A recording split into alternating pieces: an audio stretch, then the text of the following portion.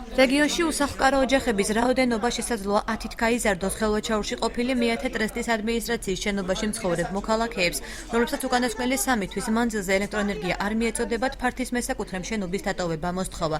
შექმნილი სიტუაცია ამინდის გაუარესებამ კიდევ უფრო დაამძიმა. შენობაში ის ეწვიმს, როგორც გარეთ მოქალაქეები ირწმუნებიან, რომ სიცივისაგან ბავშვები ხშირად ავად ხდებიან. დაგაჭირებაში ვცხოვრობ, ეხლა შედეგი არაფერი არ არის და გვეუბნებიან, რომ გადით. საწევიდეთ. რა ვქნათ? არიან ავადმყოფები, არიან პირველი ჯგუფის ინვალიდები, პენსიონერები, საწევიდეთ. $130 გუთხეს კვადრატულ მეტროში და ჩვენ ახლა $130 გქონდეს და თანხა გქონდეს, აქ რაღა გვინდა, მაშინ წევიდოდით და შენებარებში ვიყიდავდით ბინას და დავждებოდით და მაინც კომფორტში მაინც ვიქნებოდით და შოქი მაინც ვიქნებოდა. როგორც ადგილობრივები აცხადებენ, აღნიშნულ შენობაში მეათე ტრესტის თანამშრომლები 20 წლის წინ ხელისუფლებამ შეასახლა. 2007 წელს კი ფართი ფინანსთა და ეკონომიკის სამინისტრომ გაასხვისა.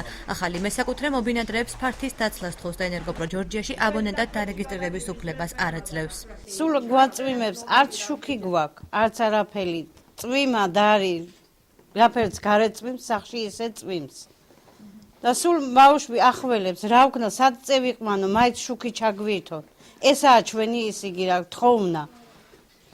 სანთელზე ვასწავლით ბავშვებს, ამაზე მეტი რა უნდა იყოს. უფლებადამცველი თამაზ ბაკურიძე ხელისუფლებას დაპირებას ახსენებს და მეათე ტრესტის შენობაში შესახლებულებისთვის ალტერნატიული ფართის გამოყოფას თხოვს.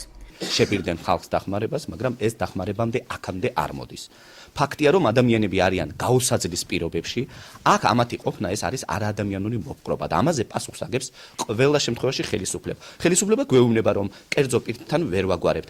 ამ შემთხვევაში ხელისუფლებამ აიღოს ეს ოჯახები ყველა და გადაიყვანოს ალტერნატიულ ფართში. აჭარის მთავრობის ინფორმაციით ხელისუფლებას ალტერნატიული ფართი არ გააჩნია. ფინანსთა სამინისტროში კი აცხადებენ, რომ საქმე კერძო დავასეხება, რაშიც ჩარევის უფლებას მათ კანონმდებლობა არ აძლევს.